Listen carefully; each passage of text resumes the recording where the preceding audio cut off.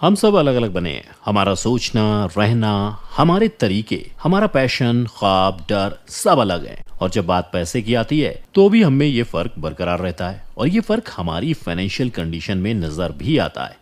जब भी हम पैसे को समझ लेते हैं और हम पैसों को लेकर अपना बिहेवियर भी बदल सकते हैं, हमें ये मालूम हो जाएगा कि पैसे के साथ कैसा बिहेवियर करना है, ताकि हम पैसों के हिसाब से नहीं, पैसे हमारे हिसाब से चले और हम इन पैसों को इजिली मैनेज कर सकें। साइकोलॉजी ऑफ मनी नाम की किताब कहती है, पैसों के मामले में कामयाबी आपके आईक्यू, इंटेलिजेंस और नॉलेज पर डिपेंड नहीं करती।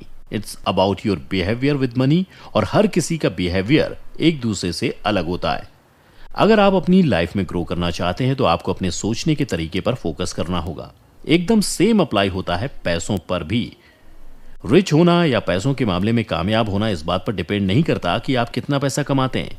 ये इस बात पर डिपेंड करता है कि आपका दिमाग पैसों को लेकर क्या सोचता है, आपका पैसों के साथ बिहेवियर कैसा है। बिहेवियर और सोच ही डिसाइड करती है कि आप अपने पैसों को अच्छे से मैनेज करेंगे या फिर ज्यादा से ज्यादा कमाने के बावजूद पैसों के साथ अपना रिलेशन खराब रखेंगे।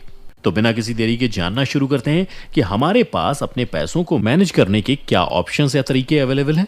अगर आप भी पैसों से related problem like over spending का सामना कर रहे हैं तो ये वीडियो आपके लिए है।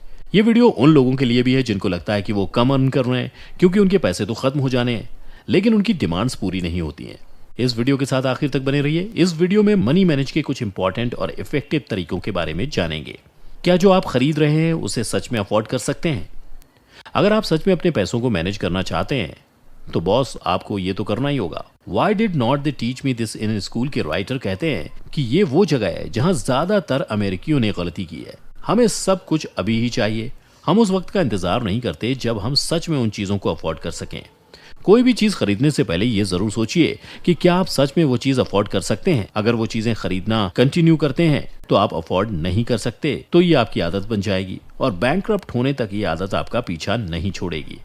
अगर आप अपनी ख्वाहिशों को और गैर जरूरी जरूरतों को कंट्रोल करेंगे तो आपके पास सेव और इन्वेस्ट करने के लिए हमेशा पैसे होंगे। वक्त के साथ आपका पैसा बढ़ता जाएगा। न सिर्फ आप फाइनेंशियली सिक्योर हो जाएंगे बल्कि वो सभी चीजें बड़ी आसानी से खरीद सकेंगे जिन्हें एक दौर में खरीदने के लिए आप अपना फ्यूचर दांव पर लगा रहे थे। लिविंग बिलो योर मीन्स का मतलब ये नहीं कि आप फटीचरों की तरह जीने लगें। इसका सीधा सा मतलब है कि आपको प्रायोरिटाइज करना है कि किस चीज की आपको जरूरत है और किस चीज के बारे में आपको महज ऐसा लगता भर है। अपनी चीजों का ख्याल रखें। बचपन से आज तक हमारे पेरेंट्स हमें ये बताते आए हैं कि अपनी चीजों का ख्याल रखना चाहिए, लेकिन फिर भी हम चीजों को बर्बाद ही कर देते थे। अब आपको अपनी उस आदत को छोड़ना होगा क्योंकि अब आप जो भी खरीद रहे हैं उसकी कीमत आपको खुद अदा करनी पड़ रही है और आपको अपने पैसों को मैनेज करना है। अगर आप अपने सामानों का ध्यान रखते हैं तो अपनी लाइफ टाइम में लाखों की बचत कर लेंगे। अपने अपार्टमेंट, वॉशिंग मशीन, कार, हमारी हर चीज पर यह रूल अप्लाई होता है। चलिए कोई बड़ा एग्जाम्पल नहीं, कपड़ों का एग्जाम्पल ले लेते हैं। अगर आप अपने कपड़ों का ध्यान अच्छे से रखेंगे तो ये उन कपड़ों के कंपैरिजन में दोगुना चलेंगे जिनका ख्याल नहीं रखा गया। ये फर्नीचर के साथ भी अप्लाई होता है। अगर आप उन्हें वक्त वक्त पर साफ करते रहेंगे और उन पर लिक्विड वगैरह नहीं गिरने देंगे तो ये लंबा चल सकते हैं और कभी तो दसियों साल मतलब फर्नीचर बदलने में पैसे नहीं जाएंगे और उनका किसी ऐसी जगह इस्तेमाल हो सकता है जहां से और ज्यादा पैसे आ सकें। अभी रिपेयरिंग या मेंटेनेंस की कीमत कम लग सकती है लेकिन लंबे वक्त में ये बहुत बड़ा ग्रॉस अमाउंट बनाती है। मनी मैनेजमेंट सिर्फ कहाँ इन्वेस्ट करना है ये जानने को नहीं कहते। आपको पता होना चाहिए कि कहाँ पैसे नहीं जाने चाहिए और कहाँ से बचाए जा सकते हैं। रिटेन बजट बनाइए और उस पर अमल कीजिए। शुरुआत में ये थोड़ा मुश्किल होता है लेकिन एक बार जब आप बजट बना लेते हैं तो इसे ट्रैक और एनालाइज करना बहुत आसान होता है। बजट के पीछे की वजह बहुत सिंपल है। हर महीने खर्च होने के कंपैरिजन में ज्यादा पैसे आने चाहिए। अगर पैसे कम आ रहे हैं तो खर्च भी कम हो रहा है। आप अपनी अर्निंग से ज्यादा खर्च ही नहीं कर सकते क्योंकि फिर तो एक ही चीज होगी, यू विल गेट ब्रोक। हालांकि अगर आप आने वाले कुछ वक्त तक बजटिंग फॉलो करते हैं, फॉलो का मतलब अच्छे से, तो थोड़े वक्त में ही आप फाइनेंशियली सिक्योर हो जाएंगे। बजटिंग के 3 स्टेप्स होते हैं। डेवलपिंग, ट्रैकिंग और एनालाइजिंग के ये 3 स्टेप्स आपके मनी मैनेजमेंट को काफी आसान बना देते हैं। सबसे पहले बजट डेवलप करना। इसमें अपने खर्चों और अपनी इनकम को लिखें और अपने लिए अप्रोप्रिएट बजट बनाएं।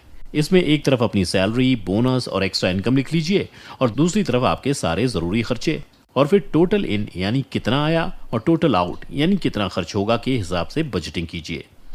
ट्रैक करने के लिए हर महीने की पहली तारीख को अपनी परफॉर्मेंस जज करें कि पिछले महीने के हिसाब से अगले महीने का बजट तैयार करें।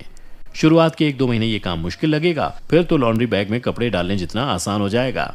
अब एनालाइज करें कि बजट में क्या चीजें सही रही हैं, क्या खराब रही हैं, कहां पर फिजूल खर्ची हो गई और मनी मैनेजमेंट के नाम पर क्या चीज सेक्रीफाइस कर दिया गया। जरूरत के हिसाब से चेंजेस कीजिए। पर्सनल फाइनेंस सीखने के लिए हर हफ्ते 1 घंटे दीजिए। हम सब कुछ सीखते और जॉब करते हैं, बिजनेस करते हैं पैसे कमाने के लिए, लेकिन ये कितना बड़ा जोक है कि जिस पैसे के लिए हम इतना सब करते हैं उस पैसे को मैनेज करना हमें आता ही नहीं।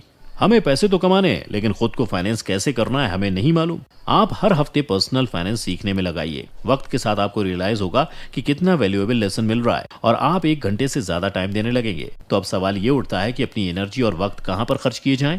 तो इसका जवाब है शुरुआत में तो फ्री रिसोर्सेज पर, जैसे कि इंटरनेट, लाइब्रेरी, आपकी खुद की कंपनी, फ्रेंड्स और फैमिली।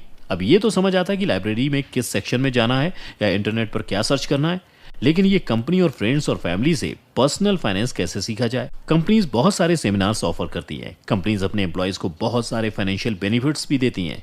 जब भी मौका मिले उन्हें ग्रैब करें। फ्रेंड्स और फैमिली से मतलब ये था कि आपके सर्कल में किसी ने फाइनेंस पढ़ रखा होगा जो आपको बेस्ट इन्वेस्टिंग एडवाइस देगा। फैमिली में उन अंकल को ऑब्जर्व कीजिए जिन्होंने बहुत कम वक्त में अच्छे पैसे कमाए। अब वो फाइनेंशियली फ्री हैं और अपनी लाइफ एंजॉय कर रहे हैं। उनसे आप बिजनेस का देसी स्टाइल सीख सकते हैं। ऐसे अंकल अपने एक्सपीरियंस शेयर करने में बिल्कुल पीछे नहीं हटते। आप उनसे बहुत कुछ सीख सकते हैं। अपने सर्किल के कूल डूड की तरह बनने की कोशिश मत कीजिए, वो बैंकरप्ट होने वाला है। पता है सबसे बड़ी आयरनी क्या है? हम सच में वो 5,000 की टी शर्ट या 20,000 का स्नीकर नहीं चाहते। हमें इस बात से कोई फर्क नहीं पड़ता कि हमारे बॉडी पर किस ब्रांड का कपड़ा है। हम सिर्फ अपने आसपास के लोगों को ये यकीन दिलाना चाहते हैं कि हम ये चीज और वो चीज अफोर्ड कर सकते हैं। हमारे सर्किल में जिसके पास सबसे ज्यादा ब्रांडेड चीजें होती हैं, हम उसी से कॉम्पीट करने लगते हैं। अच्छा, उसने इस कंपनी का शूज पहना था, मैं उस कंपनी का लेकर दिखाऊंगा।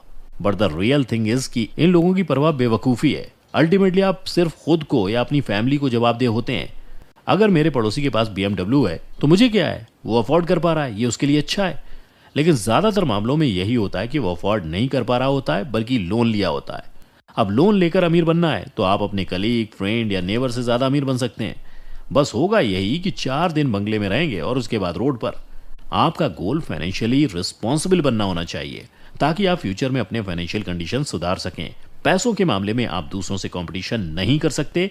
अपने आप को आने वाले कल के लिए बीते हुए कल से बेहतर बनाइए। हमने मनी मैनेजमेंट के 5 बहुत ही इंपॉर्टेंट लेसन सीखे। कुछ ऐसे तरीके जाने जिन पर अगर ईमानदारी से अमल किया जाए तो कुछ मुश्किल नहीं, बल्कि बस कुछ छोटे छोटे एफर्ट्स हैं। ये बड़ी बड़ी बातें तभी अच्छी लगती हैं जब आपके पास ऐसी बातें करने का वक्त हो और आपका पैसा आपके लिए पैसे बना रहा हो। लास्ट में बोनस टिप ये है कि ट्रस्ट द प्रोसेस। हर चीज में वक्त लगता है, कुछ भी ओवरनाइट नहीं होता। Get rich slow. उम्मीद है आपको वीडियो अच्छा लगा होगा। अगर हाँ तो वीडियो को लाइक और शेयर जरूर करिए और हमें इंस्टाग्राम पर भी फॉलो जरूर कर लीजिए।